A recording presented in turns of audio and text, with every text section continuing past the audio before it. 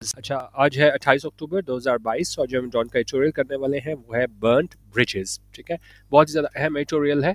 और बेसिकली थोड़ा अगर हम इसके उन्वान की जानिब भी अगर पहले फोकस करें तो ब्रिज करना क्या होता है, वर्ब फॉर्म में अगर हम चेक करें तो ब्रिज करना होता है कि जब आप फासला कम करने की कोशिश करते हो, अगर डिफरेंसेस है वो कम करने की कोशिश करते हो, ब्रिज करने की कोशिश करते हो, मिलाने की कोशिश करते हो आपस में। ठीक है, जिस तरह यहाँ पे अगर सिमिलर मीनिंग देखें हम तो ये आ जाता है लिंक करते हो, जॉइन करते हो, कनेक्ट करते हो। तो अब बर्न्ड ब्रिजेस क्या है कि एक मतलब उम्मीद थी कि दूरियां कम होंगी, आपस में करीब आएंगे, कोई कनेक्शन बनेगा, वो क्या है बर्न्ट हो गया है। तो मतलब जो एक चांस भी था वो क्या है खत्म हो गया है। और बेसिकली एडिटोरियल किस बारे में है, और जो एडिटोरियल है वो है कि जी क्या हुआ है कि पहली मरतबा जो मुल्क के हमारी हिस्ट्री में, हमारी तारीख में DGISI जो है ना, ठीक है, और ये एक मिनट, ये DGISI हैं, chief spy master of the countries primary intelligence agency. उन्होंने एड्रेस किया है किधर पब्लिक को एड्रेस किया है joint press conference alongside the military spokesman. और उसमें डायरेक्ट एक दूसरे के खिलाफ इन्होंने इल्ज़ाम लगाए हैं इमरान खान के खिलाफ कि जी उसने कहा कि जी इसने तो मार्च में हमें कहा था, ये वोट ऑफ नो कॉन्फिडेंस से पहले, कि जी हम आपको एक्सटेंशन दे देते हैं गैर मुइन्ना मुद्दत तक कि अगर आप ये रोक दो वोट ऑफ नो कॉन्फिडेंस। तो ये आके इन्होंने मतलब डायरेक्ट इमरान खान पे तनकीद की कि भाई एक तरफ आप इसको सारा वक्त ट्रेटर गद्दार गद्दार कहते रहते हो, दूसरी तरफ आप कहते हो कि जी एक्सटेंशन दे दो। तो क्या अगर एक्सटेंशन दे दे तो ये गद्दार नहीं होगा? तो मतलब यहीं से आप अंदाजा लगाएं ये जो उन्वान है बर्न्ड ब्रिजेस, क्योंकि ज़ाहिर है आप बिल्कुल जब डायरेक्ट हो जाएंगे, एक दूसरे के खिलाफ इल्जामात लगाना स्टार्ट हो जाएंगे, तो जो एक चांस था कि हमें क्या है जो डिफरेंसेस कम होना नजर आऊँ, वो क्या है वो चांस खत्म हो गया है बर्न्ड ब्रिजेस। तो उस हवाले से ये है कि अब दोनों जो है हमारे पास ये एस्टैब्लिशमेंट भी और इमरान खान भी अब वो क्या है आपस में डायरेक्ट हो गए। अगर आप इमरान खान ने क्योंकि लॉन्ग मार्च आज स्टार्ट कर दिया, तो वहाँ पे भी जिस तरीके से ये मुखातब हो रहे थे DGISI से, तो यकीनन वहाँ देख के हमें पता चलता है कि अब वापसी का कोई चांस नहीं है और दोनों एक दूसरे के खिलाफ अब ताबड़तोड़ हमले कर रहे हैं। ठीक है, इस एडिटोरियल को देख लेते हैं, मीनिंग्स मैंने सारे लिखे हुए हैं, WPS ऑफिस में ओपन करके हाईलाइटेड वर्ड्स के मीनिंग्स आप देख लीजिएगा। ठीक है, अच्छा इसको स्टार्ट करते हैं। करेक्ट जी। The establishment on Thursday reached for the nuclear option as it attempted to reassert itself ahead of the PTI's announced long march on Islamabad. उनका establishment जो थी वो क्या किया उन्होंने on Thursday को किया reached for the nuclear option. Reach for the nuclear option का मतलब होता है कि the most drastic or extreme response possible to a particular situation. किसी भी सूरत हाल में जो आप extreme कोई step ले सकते हो ना, ठीक है, और यहाँ पे भी extreme step यही था कि अब इसको DGISI को खुद सामने आना पड़ा। ठीक है, हमारी मुल्क की हिस्ट्री में तो ये क्या है, न्यूक्लियर ऑप्शन है, एक्सट्रीम स्टेप है। पहले वो करते रहे दूसरों के जरिए प्रेस कॉन्फ्रेंस करवाते रहे, लेकिन एक्सट्रीम उसमें स्टेप पे क्या है इनको खुद आना पड़ा। तो इस्टेब्लिशमेंट ने थर्सडे को क्या किया, इस nuclear reach for a nuclear option as it attempted to reassert itself. और उसने ये ऐसा क्यों किया कि इस न्यूक्लियर ऑप्शन ये इसको यूज किया एज इट अटेम्प्टेड, इसने कोशिश की टू रीसर्ट इटसेल्फ, अपने आप को रीसर्ट करना। रीसर्ट होता है तो ये दिखाना कि अभी भी आपके पास पावर हो, अभी भी आप क्या है रेलेवेंट हो। तो ये दिखाने के लिए कि अभी भी है इनके पास पावर है ahead of the PTI's announced long March. Ahead of का मतलब होता है अर्लियर देन, पहले। किससे पहले उन्होंने अपने आप को रिसर्च करने की कोशिश की एस्टैब्लिशमेंट ने, जो PTI का ने जो ऐलान किया था लॉन्ग मार्च इस्लामाबाद की जानिब, उससे पहले उन्होंने अपने आप को ये बात साबित कराने की कोशिश की कि अभी भी ये क्या है पावरफुल है और रेलिवेंट है। ठीक है, अच्छा, smarting from recent allegations and insinuations of its involvement in the killing of journalist Arshad Sharif, the military brought out its big guns to respond. Smarting का मतलब होता है कि जब आप किसी चीज़ से क्या है हर्ट हो, तकलीफ में मुब्तला हो, ठीक है। और ये क्या बता रहे हैं, स्मार्टिंग फ्रॉम रीसेंट एलिगेशंस, मतलब एक तरह से इन्हें तकलीफ हुई थी, हालिया एलिगेशंस थे, इल्जामात थे और इंसिनुएशंस थी। अच्छा, इंसिनुएशन क्या होता है कि जब आप डायरेक्ट कोई चीज़ नहीं बोलते, लेकिन क्या है कोई एक हिंट देते हो, एक सजेशन देते हो, ये क्या है यो अनप्लेजेंट होती है और क्या है समथिंग बैड होती है। जिस तरह एग्जाम्पल अगर देखें और ज़्यादा क्लियर हो जाएगा, इंसिनुएशन होता है I have done nothing to deserve all your vicious insinuations. और इसके सिमिलर मीनिंग्स में हम कहते हैं इम्प्लीकेशन, इन्फ्रेंस। और एक और सेंटेंस ज़्यादा आपको क्लियर हो जाएगा, he criticises his opponents by insinuation rather than directly. उन्होंने कहा वो क्रिटिसाइज करता है, तंकीद करता है अपने ओपोनेंट्स को, अपने हरीफों को, किस तरह, बाय इंसिनुएशन, मतलब इशारों में जो है ना वो उसको तंकीद करता है, डायरेक्टली तंकीद कर देता अपने हरीफों को रादर देन डायरेक्टली। ठीक है, तो इंसिनुएशन आप देखें जब आप कोई हिंट दे के है ना किसी तरफ इशारा करते हो। तो उन्होंने कहा हालिया तौर पे जो ज़ाहिर है सब लोगों को पता होता था कि जब वो हिंट दे के इशारा कर रहा है तो इमरान खान का जो टारगेट होता है वो एस्टैब्लिशमेंट होती थी। तो उन्होंने कहा इस चीज़ की जो इन्हें तकलीफ थी, जो हालिया इल्ज़ामात लगाए गए थे, इंसिनुएशन थी कि इनडायरेक्टली रेफर किया जाता था मिलिट्री को कि जी ये इन्वॉल्वमेंट है किस में, in killing of journalist Arshad Sharif के ये मुलविस है इसके जर्नलिस्ट अरशद शरीफ के मरने में। तो उन्होंने कहा the military brought out its big guns to respond. Big guns क्या होते हैं? बिग गन्स ये होते हैं कि ये मतलब जिनकी बहुत ज्यादा पावर और इन्फ्लुएंस हो। तो मिलिट्री में ज़ाहिर है अब आप DGIS को ला के बिठा दो, तो अब इसलिए उनको क्या है, बिग गन बोल रहे हैं। जिस तरह पार्टी में अगर पार्टी की बात करें, तो अगर हम PTI की बात कर लें, तो अगर असद उमर आ जाए, शाह महमूद कुरैशी आ जाए, फवाद चौधरी, तो ये क्या है, बिग गन होते हैं कि ऐसे लोग जिनकी क्या है, से होती है। ठीक हो गया। तो उन्होंने कहा कि जब ये इल्जाम सारे लगे, हिंट दी गई कि जी इसके पीछे एस्टैब्लिशमेंट मुलविस है अरशद शरीफ के कत्ल में, तो मिलिट्री लेके आई अपने बिग गन्स टू रिस्पॉन्ड कि वो उसका जवाब दें। अच्छा, और ये हमने कर लिया था। ये बहुत इंपॉर्टेंट चीज़ कि पहली मरतबा हिस्ट्री में हुआ है कि DGISI, जो chief spy master of country's premier intelligence agency है, उन्होंने एड्रेस किया पब्लिक को एक जॉइंट प्रेस कॉन्फ्रेंस में अपने मिलिट्री स्पोक्समैन के साथ। अच्छा, अब Kennedy saying he was first to make an appearance and set the record straight because his institution and its people were being relentlessly attacked. Lieutenant General Nadeem Anjum, who otherwise prefers working away from the cameras, expressed at length his indignation at those slandering the armed forces. उन्होंने कहा ये कहते हुए कि भाई उसको मजबूर कर दिया गया था कि वो आए सारों के सामने, appearance they and set the record straight. Set the record straight क्या होता है कि जब एक कोई चीज़ किसी चीज़ के बारे में इबहम हो ना, और आप उसका ट्रू वर्जन दो कि भाई असल में हुआ क्या था। कोई एक बंदा वो कह रहा है ये हुआ है, तीसरा कह रहा है ये हुआ है, ये हुआ है, तो क्या है, एक कंफ्यूजन क्रिएट हो जाती है। और उसको अगर आप आके ठीक करो ना, सेट द रिकॉर्ड स्ट्रेट, कि आप रिकॉर्ड स्ट्रेट करो कि भाई असल में हुआ क्या था। जिस तरह यहाँ देखें, gave the true version of events that have been reported incorrectly, correct a misapprehension। ठीक है। और एग्जाम्पल देखें, he was trying to convince his public relations department to let him set the record straight। तो यहाँ पे उन्होंने कहा है कि जी ये था, उसने कहा कि जी वो उसको मजबूर कर दिया गया था कि वो आए सारों के सामने और क्या करें, सेट द रिकॉर्ड स्ट्रेट, के सब बताए कि भाई असल वजह क्या है, जितनी भी कंफ्यूजन है उसको खत्म करे। क्योंकि his institution and it's people were being relentlessly attacked, क्योंकि जो इसका इदारा था और उसके लोग थे, उनको लगातार जो क्या है, अटैक किया जा रहा था। लेफ्टिनेंट जनरल नदीम अंजुम, उन्होंने कहा ये नदीम अंजुम जो है, ये otherwise prefers working away from the cameras, क्योंकि ज़्यादातर इनकी कोशिश होती है कि क्या है, कैमरे के सामने ना आए, लेकिन क्या है, एक्सप्रेस्ड एट लेंथ। ठीक है। उन्होंने एट लेंथ एक्सप्रेस किया। एट लेंथ का मतलब होता है डिटेल, फुली, मतलब मुकम्मल तौर पर उन्होंने एक्सप्लेन किया हिज इंडिग्नेशन। इंडिग्नेशन होती है एंगर, गुस्सा। अपने गुस्से का इजहार किया एट दोज, उन लोगों पे, slandering the armed forces. Slander होता है डिफेम करना, दूसरे को है ना, वो क्या है, एक तरीके से इल्जाम लगाना, झूठा इल्जाम लगाना। तो उसने कहा अपने गुस्से का इजहार किया उन लोगों पे जो डिफेम कर रहे थे आर्म्ड फोर्सेस को। ठीक है। अच्छा, कह रहे हैं जी, when lies are being spoken so easily, fluently, and without inhibition from one side, that there is a danger of chaos and upheaval in the country, the truth cannot remain unspoken for too long, he said about his decision to speak out. उन्होंने कहा जब झूठ जो है ना वो बोले जा रहे हैं इतनी आसानी से, फ्लुएंटली, फर झूठ बोले जा रहे हैं और बगैर किसी inhibition from one side. Inhibition होता है कि जब आप, मतलब ये क्या, रुकने का नाम नहीं आ रहे, लगातार ये झूठ बोले जा रहे हैं एक साइड से, तो उन्हें का फिर खतरा होता है क्योस का, अफरा तफरी का, अपहीवल का। कहाँ पे? मुल्क में। अपहीवल होता है कि एकदम डिसरप्शन का। ठीक है। वायलेंट और सडन चेंज और डिसरप्शन टू समथिंग। तो उन्हें कहा इस चीज़ का खतरा हो जाता है।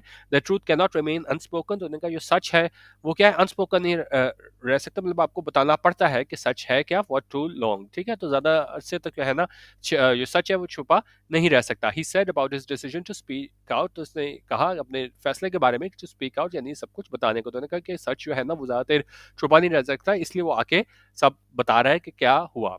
अच्छा, ये कह रहे हैं जी, the two journals dismantled the PTI's post-ouster narrative, calling someone a traitor, or Mir Jafar, or Mir Sadiq, without proof cannot be condemned enough. The spy chief remarked, "It is an allegation that is 100% based on lies."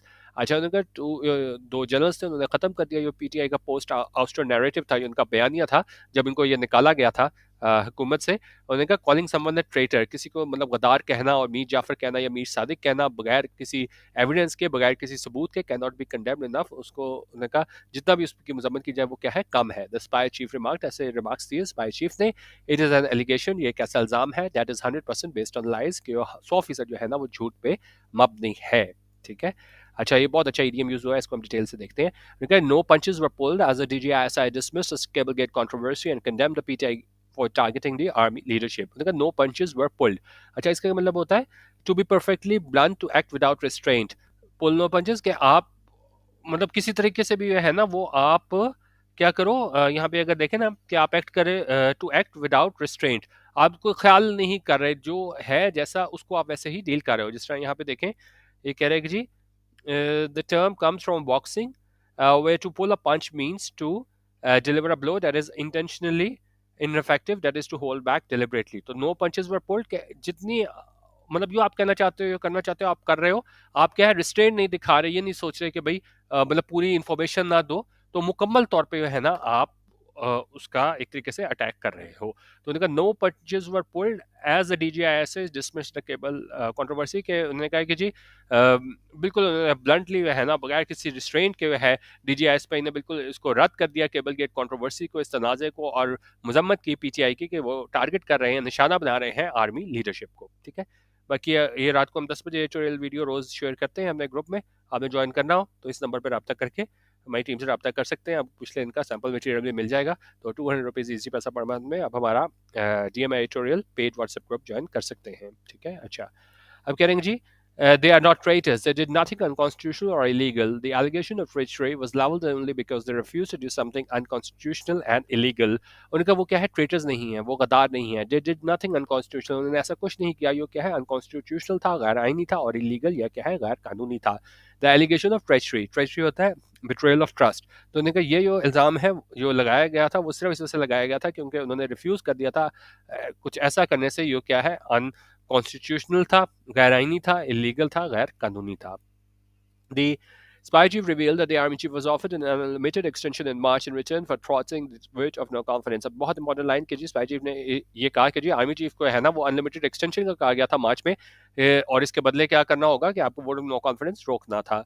The offer was made in front of me. उसने कहा ये offer है वो मेरे सामने की गई। He said ऐसा उन्होंने कहा if you thought your army chief was a traitor, अगर आप समझते हैं कि आपका आर्मी चीफ जो है ना वो ट्रेटर था, गद्दार था, why would you do that? He asked. उन्होंने कहा फिर आपने ऐसा क्यों किया, ऐसा उन्होंने पूछा। ठीक है, he also confirmed that 2 meetings had been held since then, with President Arif Alvi acting as mediator, and that in both meetings, Mr. Khan had been told that whatever he desired would have to be sought through the Constitution and the law. उन्होंने इस चीज़ को भी है ना वो confirm किया कि 2 meetings हुई थी तब से किधर जिसमें वो प्रेसिडेंट अलवी थे, उन्होंने एक्ट किया था मीडिएटर के तौर पे। मीडिएटर होता है कि एक शख्स जो कोशिश करता है किसी भी कॉन्फ्लिक्ट वगैरह में है ना सालिस का किरदार अदा करता है। तो उन्होंने कहा जी आरिफ अलवी मीडिएटर थे और इसमें इनकी मुलाकात हुई थी आर्मी चीफ से, और इनका दोनों मीटिंग्स में मिस्टर खान है ना उसको कहा गया था कि जो भी आप चाहते हैं वो क्या है कॉन्स्टिट्यूशन के ज़रिए ही हो सकता है, आइन के ज़रिए ही हो सकता है और लॉ के ज़रिए हो सकता है, यानी गैर कानूनी कुछ नहीं हो सकता। It is likely that Mr. Khan pushed the army to pressure the government to call early elections in those meetings, और ने कहा ये भी एन इम्कान है कि मिस्टर खान ने कोशिश की होगी कि जी आर्मी को प्रेशराइज करे कि आर्मी है ना वो प्रेशराइज करे गवर्नमेंट को कि वो अर्ली इलेक्शन का ऐलान कर दे उस मीटिंग में। उन्होंने कहा ये भी इम्कान है। अच्छा, the fact that the DGISI himself had to address a press conference to counter the PTI's narrative suggests that attempts at backdoor negotiations have been all but exhausted. उनका ये हकीकत ये DGISI उसको खुद जो है ना वो आना पड़ा प्रेस कॉन्फ्रेंस को से एड्रेस करना पड़ा ताकि उसको काउंटर किया जा सके, उसको टैकल किया जा सके। जो PTI का बयानिया है ये बताता है कि जो कोशिशें थी बैकडोर नेगोशिएशंस की वो क्या है वो नाकाम हो गई हैं। Attempts to negotiate a compromise between the PTI and the PDM silenced Mr. Khan or make him back off appear for now to have failed. उनका कोशिश है कि नेगोशिएट किया जाए कॉम्प्रोमाइज पीटीआई के और पीडीएम के दरमियान या खामोश किया जाए मिस्टर खान को और make him back off appear, या उसको क्या है make him back off appear. Back off होता है विड्रॉ करना, विड्रॉ क्लेम और assertion in the face of opposition. तो for now to have failed, तो उन्होंने कहा अभी के लिए है ना ये बैक ऑफ कर जाए, वो अभी के लिए क्या है ये दिखाई देते हैं कि ऐसे फेल हो गए हैं।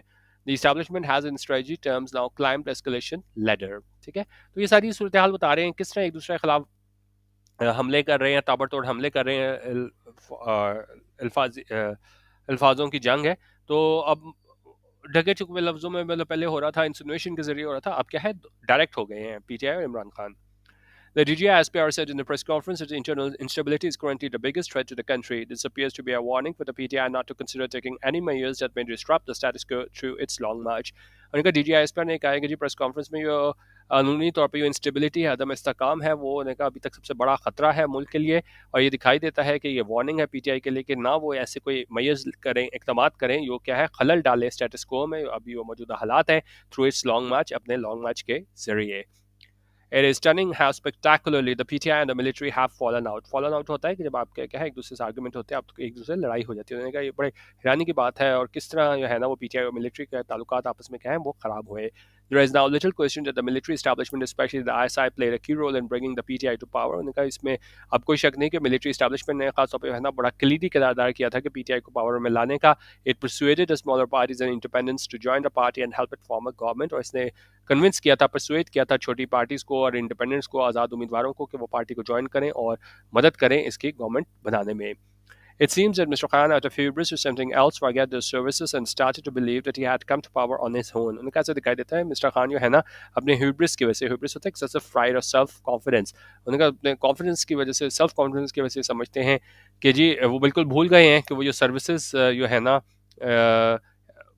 समथिंग एल्स फॉरगॉट दो सर्विसेज, उन्होंने कहा वो सर्विसेज को भूल गए हैं कि किस तरह आर्मी है ना इसको पावर में लेके आई थी एंड स्टार्टेड टू बिलीव, और ये समझना शुरू कर दिया इमरान खान ने that he had come to power on his own, कि वो पावर में आया था अपने आप पे के तौर पे, और क्या है उसको मिलिट्री से हेल्प नहीं मिली थी। उन्होंने कहा अब जब ये यहाँ स्टेज पे आ गया तो वो भूल गया है कि आर्मी ने इसके लिए क्या किया था एज अ कॉन्सिक्वेंस, और इसके कॉन्सिक्वेंसेज इसके रिजल्ट के तौर पे क्या हुआ है, the friction between the two eventually grew, जो फ्रिक्शन थी आपस में इनकी क्या लेंगे ताल्लुकात ठीक नहीं थे, वो क्या है उसमें बिटवीन द टू इवेंचुअली ग्रू के आपस में उसमें इजाफा हुआ, ताल्लुकात और ज़्यादा क्या है ख़राब हुए।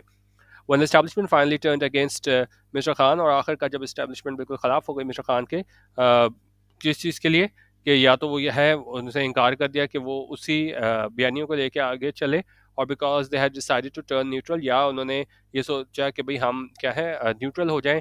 The allies and independence also parted ways, तो उस टाइम पे एलाइज और इंडिपेंडेंस उन्होंने भी क्या है अपनी राहें जुदा कर ली and took the PTI government down with them, अपने साथ जो है ना वो पीटीआई गवर्नमेंट को भी उन्होंने गिरा दिया। ठीक है, mister Khan has not been able to swallow that insult, और उन्होंने कहा ये चीज़ जो है ना वो इंसल्ट जो है वो मिस्टर खान से अब तक जो है वो बर्दाश्त नहीं हुई है। He continues to believe that it has only been his right to govern, और उन्होंने कहा वो समझता है कि सिर्फ उसी का ये राइट है, उसी का हक है कि गवर्न किया जाए, हुकूमत की जाए। This thinking has been evident in the campaign he has run over the last few months, और ये बिल्कुल चीज़ वाज़ेह है, उसने कैंपेन की है पिछले कुछ महीनों में। The army's darling has now become its nowhere, और उन्होंने कहा ज़ाहिर है ये एक ज़माने में जो इसकी डार्लिंग थी अब वो वैसा नहीं रहे है। ठीक है, ये इसका मैंने मीनिंग लिखना भूल गया, इसको पढ़ लीजिएगा आप। ठीक है, अच्छा, फिर how matters will be resolved between the two is difficult to say at this stage, उन्होंने कहा किस तरह पीटीआई और आर्मी के दरमियान जो कॉन्फ्लिक्ट है वो दूर होगा, रिजॉल्व होगा मसला, वो अभी क्या है मुश्किल है ये बताना कि किस तरह इन दोनों के हालात ठीक होंगे। Perhaps realising the gravity of the situation, उन्होंने कहा ये देखते हुए कि ये संगीनी है सूरत हाल की, the PTI has been guarded in its response instead of going on the attack, तो पीटीआई ने भी मतलब अभी तक एक तरह के लिए रिस्ट्रेंट का मुजाहरा किया है, और instead of going on the attack, और बजाय इसके क्या अटैक करने के उन्होंने एक डिफेंसिव पोस्चर इख्तियार किया है, stressing that it has only short an early election both privately and publicly, और फिर इन्होंने कहा है जब ये सारी इसकी प्रेस कॉन्फ्रेंस आई कि जी हमने सिर्फ ये है ना अर्ली इलेक्शन की बात की है प्राइवेटली भी और publicly, and intents to proceed with the long march, और उन्होंने कहा कि हम लॉन्ग मार्च करना चाहते हैं and ensure that it remains peaceful, कि ये है ना अमन रहे लॉन्ग मार्च। ठीक है, It did ask, however, that if the army was apolitical, लेकिन साथ उन्होंने ये भी पूछा पीटीआई वालों ने कि अगर आर्मी क्या है apolitical, apolitical क्या होता है कि जब आप इन्वॉल्व नहीं होते पॉलिटिक्स में, इंटरेस्टेड नहीं होते पॉलिटिक्स में, तो ये कह रहे हैं कि why did it need to hold this press conference, तो क्या जरूरत पेश आई कि उनको ऐसा प्रेस कॉन्फ्रेंस करने की। It is question that needs to be contemplated, ये ऐसा सवाल है जिस पे क्या है कंटेम्पलेट किया जाना चाहिए, उस पर बहुत ज़्यादा उस पर सोच विचार होनी चाहिए। ठीक है, अच्छा, कह रहे हैं जी meanwhile there are other lessons to be learned, उन्होंने कहा दूसरे lessons भी हैं इनको क्या है जिनको मतलब ऐसे जो है lessons हैं इससे क्या है सबक सीखना चाहिए। due to the manner in which the establishment repeatedly interfered in political and civilian affairs over decades, the civil military schism we see today was bound to happen। उन्होंने कहा जिस तरीके से establishment ने लगातार जो है ना वो मुदाखलत की political civilian affairs में पिछले कई दहाइयों से, तो civil military schism तो ये था ये क्या होता है स्प्लिट और डिवीजन। ठीक है, तो ये डिवीजन था, ये स्प्लिट था, वो क्या है जो हम आजकल देखते हैं वो ऐसा होना ही था। ठीक है, it is true that people of Pakistan have always loved there armed forces, ये बिल्कुल ठीक है कि जो पाकिस्तान के लोग हैं उन्होंने हमेशा प्यार किया है अपनी आर्म्ड फोर्सेस से and will continue to do so, और ऐसा करना वो जारी रखेंगे, but their love should not be considered unconditional, लेकिन उनका जो प्यार है मोहब्बत है उसको अनकंडीशनल नहीं समझना चाहिए। ठीक है, if it is there for those who give their blood to protect the country against enemies. और ये आर्मी वहाँ पे है किस लिए कि वो अपना खून दे ताकि है ना प्रोटेक्ट करे कंट्री को अपने दुश्मनों के खिलाफ। Not for those who manipulate the countries political system. और उनके लिए नहीं है आर्मी जो क्या है मैनिपुलेट करते हैं, यूज़ करते हैं, मैनूवर करते हैं मुल्क के पॉलिटिकल सिस्टम को। ठीक है। अच्छा,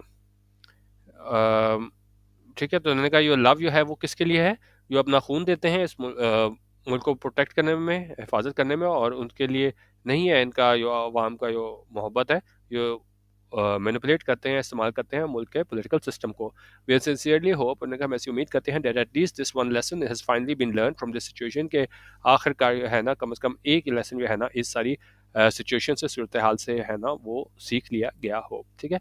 तो बेसिकली एडिटोरियल में ये बताया गया था कि किस तरह कल जो प्रेस कॉन्फ्रेंस हुई है, और बिल्कुल अब आमने सामने आ गए हैं पीटीआई वाले और एस्टैब्लिशमेंट वाले। तो एक तरफ एस्टैब्लिशमेंट कह रही है कि जी हम जो है ना वो सियासत में मुलविस नहीं है, तो पीटीआई वाले पूछ रहे हैं भाई आपको फिर प्रेस कॉन्फ्रेंस करने की क्या जरूरत पेश आ गई थी कि अगर आप क्या है वाकई पॉलिटिकल हो, सियासत में मुलविस नहीं हो। ठीक है। तो ये नंबर आप दे रहा हूँ, यहाँ पे देख लीजिएगा।